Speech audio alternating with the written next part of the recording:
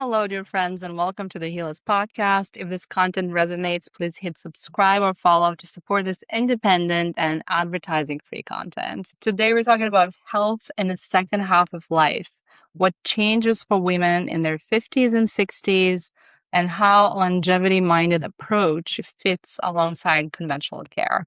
And my wonderful guest today is Allison McCune Davis, an author, traditional naturopath, and mom of five who pursued entrepreneurial business in the world of natural health for the last 14 years while raising her family. And with her new book, 60 is a Good Start, A Powerful Body and Purposeful Life, and a Plan to Make It Happen, she advocates for reimagining life after 60 and inspires women to embrace aging as a time of opportunity, vitality, and purpose. And I couldn't agree more. Alison, welcome to the show. Thank you. It's great to be here. So this episode was selfishly scheduled by me, who I just turned 50. and when I saw your line, I was like, okay, I have to talk to somebody on the other side from the next decade. So tell me what to expect, because I feel like, honestly, I'm living the best time of my life. Finally. I get that. I will have to say that each decade of my life got better and better and better, and still is. So I remember turning 50 and in my 50s thinking it was awesome, and it was. So good. Amazing. Yeah. And I love reframing those things for people, and especially for women, right? The whole aging. I mean, there's so much pressure around it, and it's dramatized so much in our society, and it feels like a decline. I don't know who branded it or frame it this way, but I think we're here to try to change this label. Yes, that would be wonderful if we could, because, you think about all those different cultures in the world that revere their older people and older women, for the wisdom that they have and all of those things. But, America is America. I love our country. It's amazing. And at the same time, it is a modern, give me everything fast, I want it now mentality, and it just seems to be speeding more toward that with technology and all the things. So give us a little bit of a glimpse. What's some of the core things or maybe reframes that you notice now being in your 60s that you thought about it when you were younger, or you heard or were implanted in you, right? And now you completely change your mind around?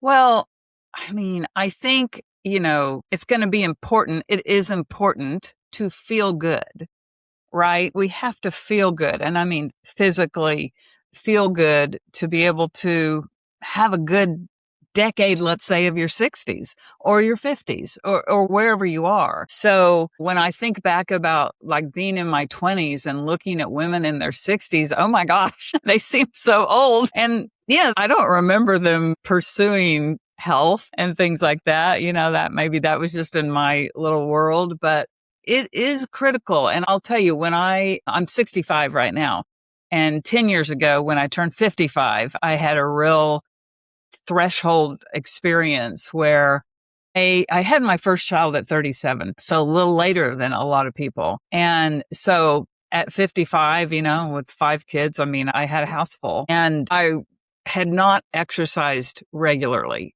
In my 20s, I did. And I guess in my early 30s, I did. But, once all of that hit and I was just in the thick of it, I was not. And, I'd be like, okay, I'm going to exercise. And then so I would do stuff for, a couple of weeks, and then it would just drop off because things would happen, whatever. And so when I hit 55, I thought, oh my gosh, is it too late? Have I waited too long to start something regular? And I remember reading a book that was by some older people that were like, no, it's not too late. And so that inspired me to get with it. And I had to, in my mind, say nothing is going to get in the way of me exercising. Like I started out just like 2 or 3 times a week, and nothing from my husband, nothing from my kids. If my kids have dirty clothes and are eating cereal for breakfast, and I don't care what. Now that's not really what happened, but I had to go extreme in my mind because I knew that if I did not get into this, I was potentially not going to be here to be the mother, right? I mean, if I'm just not paying attention to my own health. And so I started going to a gym. I had an appointment and went to a class, and it was twice a week. And then I added the third time and the fourth time and the fifth time. And my life centered around, those little 45-minute appointments, everything else, because there's always an excuse, right? There's always something that comes up. Oh, I've got to go do that thing. Oh, but you can decide that that is the priority. So that was a huge milestone for me getting into these,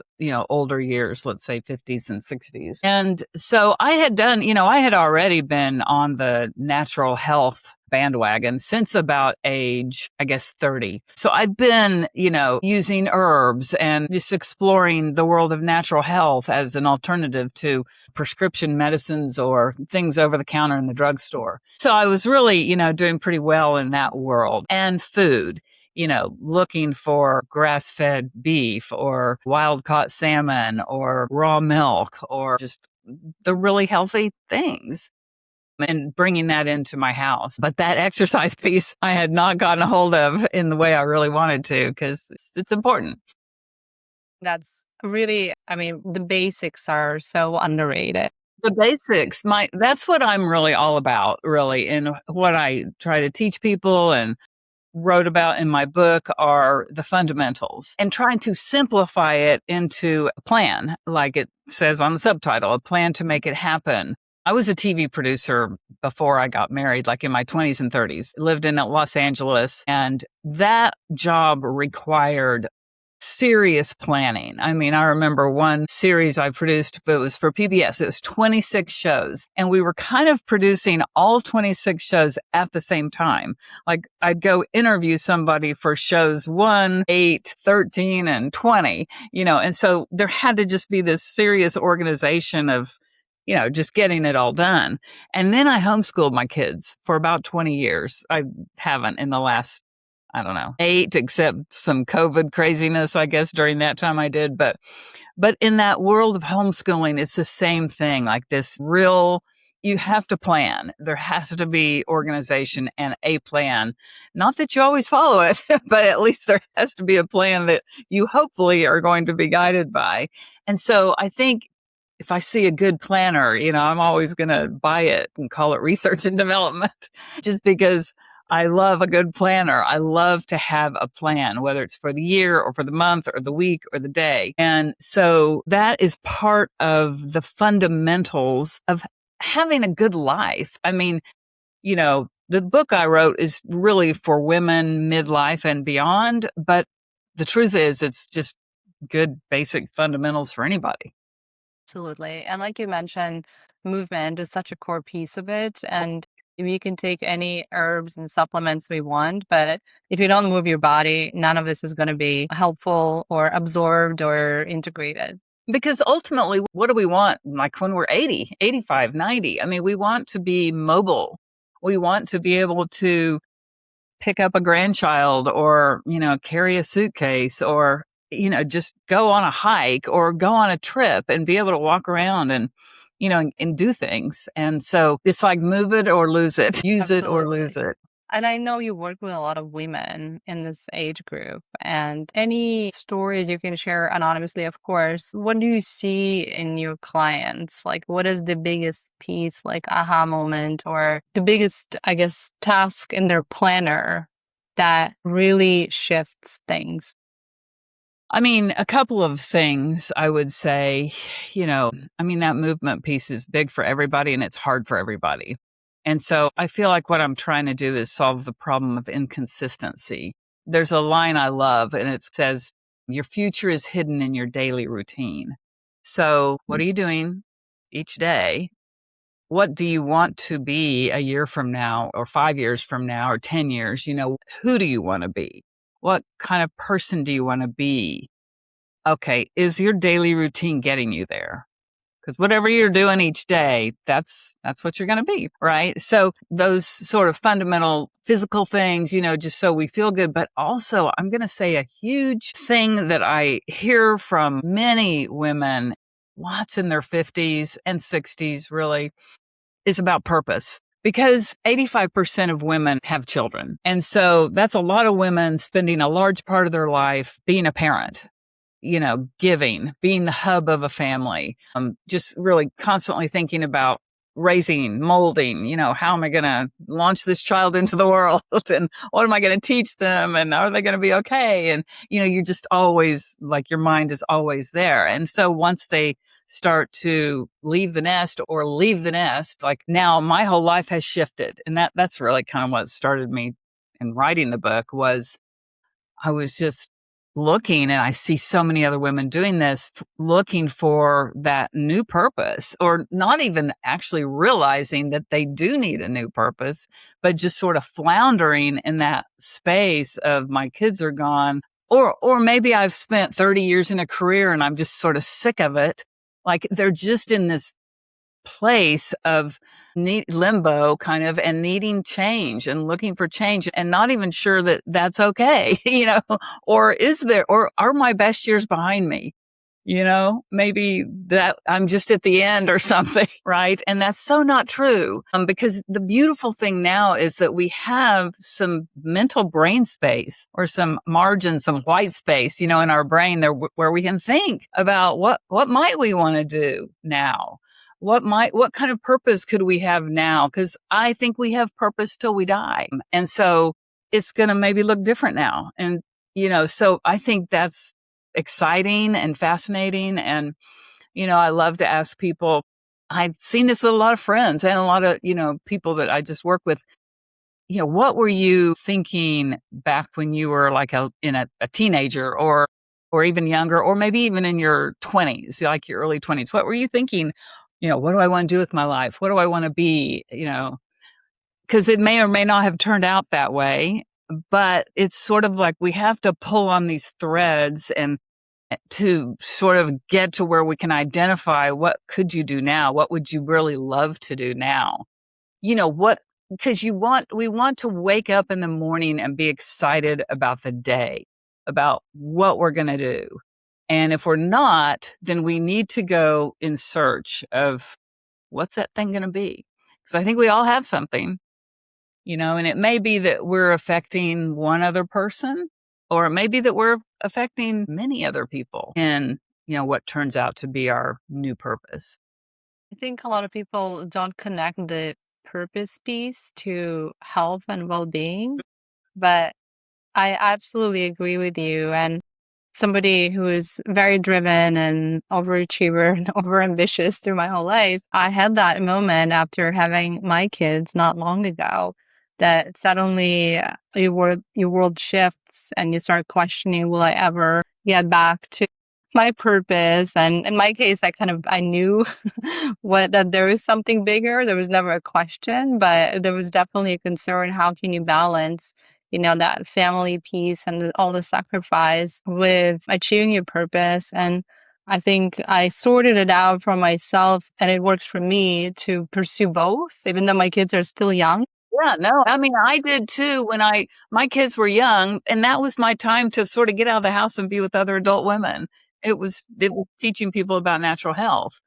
So yeah, you can do some of that. Exactly. But I do meet a lot of women who decide to dedicate their life to family, and they wake up around that age group that we're talking about, 50s, 60s, and all of a sudden they have another maybe third of life ahead of them with the new lifespan rules, right?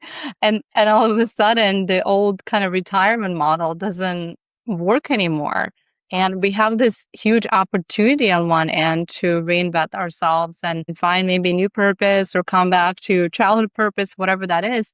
But it's also scary because all of a sudden you have to step into in this age when we're so habit driven and we kind of so molded, right? You are asking yourself to re-examine a lot of your patterns and maybe step into the unknown which is terrifying for many people, but also this opportunity to heal and accomplish. And I see it as like a beautiful opportunity. You're wiser, you're you're older, you have all those advantages, right? And you can bring so much more to this world. So I admire the work you do, because I do see a lot of women around me need that kind of guidance on the that also is a holistic guidance that combines health and well-being and lifestyle and movement and herbs and all those pieces, but also the purpose, because one can't live without another. That's right. That's huge. My sort of theory of working on all this, I call it the self-perpetuating circle of purpose. And it has 3 pillars: body work, brain work, and world work. So body work is the physical, brain work is the mental, emotional, spiritual, and world work is, your outer world, which includes your purpose, but also includes relationships too. And so I have the big 5 under each of those. And and the idea is just to be engaging in those big 5 regularly, maybe alternating things over time. But in general, those are the fundamentals. And if you're working on those, or maybe some you're like, oh, I automatically do that every day. And others you're like, oh, maybe I need to start doing a little bit of that. Then I think, you're going to end up with a life without regrets at the end, which is the goal. So can you share a sample journey maybe of a client that you worked with and what that transformation looked like for somebody in their 60s? Well, one that comes to mind recently was a woman, I think she was 60, and she was a vet. And she was just kind of at this, what we've just described, at this point of, not knowing what her future was going to look like, and, sort of getting to this point of kids raised and, 30 years doing what she'd been doing. And so we went through this process I call the 60-day dare, where you look at these 3 pillars and you choose several things from each that you're going to do for 60 days. Because remember, we're talking about your futures hidden in your daily routine, right? Well, in the world work area, there's a section called Dream, and there are 60 questions for that person that is in that space of not knowing what their purpose is anymore, like feeling like, okay, everything's changed. It was this, but now I don't know what I'm doing. I feel I need to do something. I want to do something, but I don't know what. And so that person would journal their answer to each of these 60 questions for, 1 question per day. And hopefully, I really think those questions get you to a point of like going, okay, I think this is the direction I can go in. And so she did those 60 questions during that 60-day dare that we did together, along with some other things. And at the end of it, she decided she was going to write a book. And it had been in the back of her mind for quite a while. And it was going to, come from that point of view of a veterinarian. But, she hadn't really fleshed it out by the time we parted ways. But anyway, I thought that was really cool and exciting. Yeah, that's an amazing story. And I think a lot of times those creative projects, speaking as somebody who recently wrote my first novel that I didn't mean to write, but when I dug deeper, I actually wanted to. And I was really surprised how much it fueled so much creativity. Yeah. Well, we're creative beings. One of the big 5 in brain work I call create, and really it's more for the purpose of sort of de-stressing. They're kind of all about de-stressing in a way, but like they're 45 minutes of creative work. Now, I'm not sure if writing might be included in that, but like needlework or stuff that you're doing with your hands, could be gardening, could be just something creative, lowers cortisol. So I think that's really interesting and can kind of help get other creative juices going, like for something like writing a book that could be really more in the world of world work. I had another lady that went through some stuff, and she ended up deciding, going more into the natural health world and doing, I don't know if you've ever heard of a raindrop You heard of a raindrop? It's like a massage. You're on a massage table with a certain essential oils, the really good ones that are very pure. But it starts along your feet, along the big toe down to the heel, which is the brain, down the spine. That's what that represents, like reflexology. And then you turn over and it's also done on your spine. So it's really wonderful. It's it's for the purpose of boosting your immune system. I mean, that's really, a lot of viruses will hide in the spine, go dormant in the spine. And so she got into doing that. So, just really serving sort of one person at a time that way. And she loves it. That's incredible. And I definitely see this trend as well among women who step on this path of rediscovering their purpose and getting more into the health and wellness. And in that process, as they help themselves, they find out that they also have this craving to help others. And I see a lot of people stepping on the healer path through that journey, and it's really fascinating. I don't know if we should call it a trend yet. I don't see it in a mass scale. I don't know if anyone measures, but I've met a lot of women in that space who came to healing, and all of a sudden in their 50s and 60s, they leave their traditional careers and they suddenly give themselves permission to step on this maybe still unconventional path. Well, I don't know if this is just me or if it's sort of truth for everybody, but it makes a lot of sense. The world of natural health, it just makes sense. The naturopath is thinking more in terms of we have toxins and we have deficiencies. And so those are the things we need to deal with. What are we deficient in? Like vitamins, minerals, we can figure that out with different tests, blood work, urine, saliva, different things like that. What do our hormones look like? And then there are toxins in the world. Gosh, everything usually it's in your laundry room, your kitchen, under your kitchen sink, and in your bathroom, all the things that we put on our bodies and clean our house with. And those, can be so toxic. And so one thing I try to help people do is get rid of all that stuff, because there are incredibly wonderful alternatives and they're not toxic. So that's just helping us, helping our bodies to be healthy in a natural way. And I think the older we get, the more we realize we got to focus on some health, and health takes a little bit of time. I remember being in my 20s and 30s and just, career and, just running hard and not taking a lot of time. I did exercise back then pretty regularly, but I wasn't thinking, I ate whatever I wanted to eat. I wasn't thinking about toxic substances. So it wasn't until a friend of mine, actually, when I lived out in LA, I was 30, and I was getting these yeast infections just all the time. And I'd use the over-the-counter, and then it'd come back again. And so finally she said, you need to go to my TCM doctor. I'm like, what is that? My father was a surgeon. So, I was very in this medical world anyway. And, but America's that way too. So maybe not that different really from anybody else. And she said, that's a traditional Chinese medicine doctor. And I was just like, oh my gosh, my dad would flip, but let's do it because this is not working. So I went to him, took 6 weeks to get in. He was super busy, and he did all this muscle testing, right, with all these different substances, like environmental substances, foods, different things. And finally he said, okay, you got to stop dairy. You can't eat any more dairy. And maybe for sure for about a year. And then maybe in a year, you'll be able to add it back in, which I was able to, but maybe not. We'll just wait and see. And then he gave me some herbs. I don't remember what they were. And it worked. And I never got another one. It was just, that was my first experience. And I was just like, oh my gosh, something natural solved a problem that the other thing that was not natural did not. So that was, then I just really got interested in it and studied it.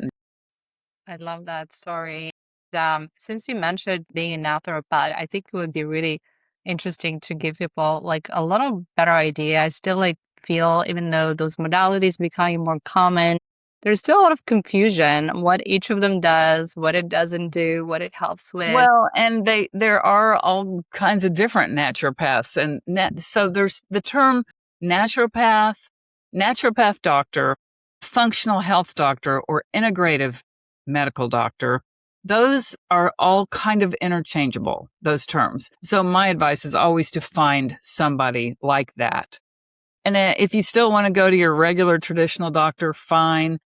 They're probably going to have different opinions on certain things, and you'll have to decide which, direction do you want to go? Do you believe in and all of that? But one of these natural type doctors is going to be doing a lot more different kinds of tests. They're going to, like on a blood test, they're going to ask for a lot more biomarkers. When you get a lab report, it'll give you the range of what's normal. And are you out of range or are you in range? Well, a naturopath or these other doctors are going to not only want you in that range, but they want to optimize you in a even more narrow range. So, it may look like you're in the normal range, but it just may not be good enough. And so, and then a lot of them are going to focus on, different, there are so many modalities out there that, this one might focus more on, gosh, I don't know, muscle testing, like that guy, muscle testing and herbs, that was his thing out there in Los Angeles. But somebody else might be more into iridology and certain brand of supplements, or, there's just different things. And there's so many modalities that's what I've kind of like to do. I have certain ones that I really like and that I just sort of, default to in my own life. And, the things I've tried, I, advise people they could try it too. But yeah, so there's definitely a difference. Yes. I would Thank you for this. Yeah, Thank you for I mean, I this hope that overview. that's not real specific, but it varies so much with what that person's interest is.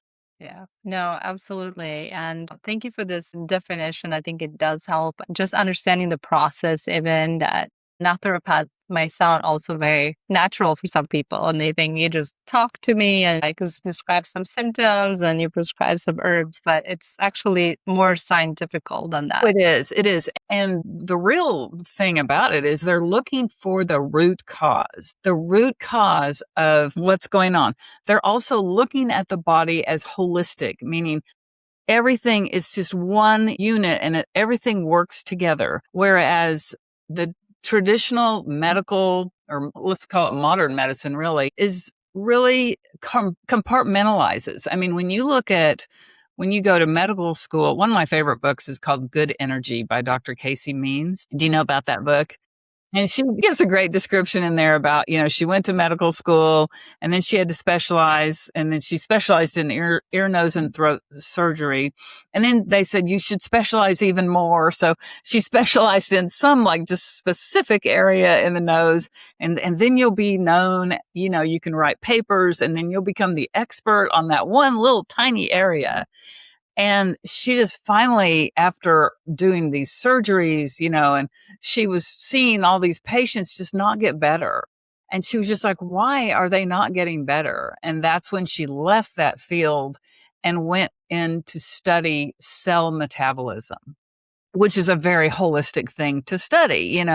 She's an MD, but she was really trying to see, you have to look at the whole body and trying to get to the root cause of why somebody's got this issue versus just like cut the thing out, or not saying that's not necessary sometimes. I understand that it is. Or mask the symptoms with some medicine so the symptoms go away, but we don't know what's the root cause. And maybe it can't be fixed. Maybe it's too little too late and you're just trying to, feel good. That's okay. My father was a surgeon, and I 100% respect that profession. But, when you start getting into it, there's a lot to think about. Yeah, incredible.